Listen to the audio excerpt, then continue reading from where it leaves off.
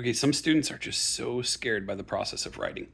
So, I'm going to tell you a way to make it much easier and less burdensome and just far more natural for students to start writing. Often the hardest thing is to put pen to paper. What students remember, and parents can do this with their students too. This is what they should do at home. What students don't always understand is that in order to write a story, you really just need to tell a story, right? You need to have the information first. You need to be able to articulate what it is you want to say before you put it on paper. So here's a great way to break down that wall. Go ahead and find a picture of your child, digital, paper, doesn't matter. Find a picture of something that happened to them, something they went through, something fun, better. Take, for example, a picture of a student playing Little League. Okay, they're swinging a bat. You took a picture of them, and you're going to show them this picture, and you're going to ask them to tell the story of this picture. You're going to say, okay, hey, what's going on in this picture?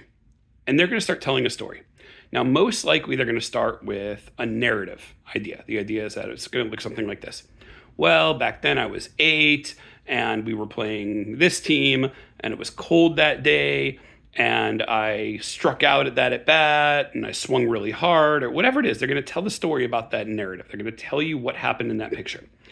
And what you're going to explain to them is, hey, by the way, that story you just told, that narrative, that is your essay. That's your essay. Now start writing. We're going to draft it, right? So the idea is that you tell the story from the picture. That picture gives them an amazing prompt. There's memory recall there. And because they've experienced it, they understand what's going on. So we're going to go ahead and do that. We're going to let them tell that story. But wait, there's different kinds of writing, and we can do so much more with that picture. What if you then said to them, okay, well, that's a narrative. That's great. That's your story. That's your experience. But what about the idea that that picture could tell an expository story? For example, what if you were to write a how-to about how to swing a baseball bat? And your child goes, okay, perfect. First, you go up to the batter's box. Then you plant your feet. Then you wait for the pitcher. Then you pull your elbow back. Then you swing. You make contact. As soon as you hit it, you run. That's an expository. They're telling the steps to something. Wow, that one picture just did two things for us. First, it gave us a narrative where we were told a story about their experience. Now, it gave us an opportunity to tell an expository story, to list the steps, a how to do something. Well, that's a totally separate style of writing. And that one picture just prompted both those.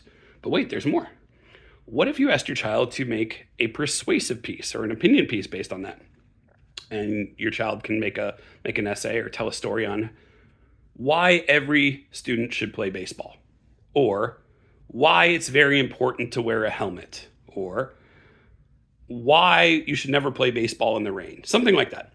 But it doesn't matter what it is. But the idea is that that one picture has now given you a third option, right? So from one, and there's more and more, and we can keep going with this. But the idea is that from one picture that intrigued and engaged that student, we now have 3 separate writing styles, 3 separate essays, 3 separate stories that we can tell, all with different styles of writing.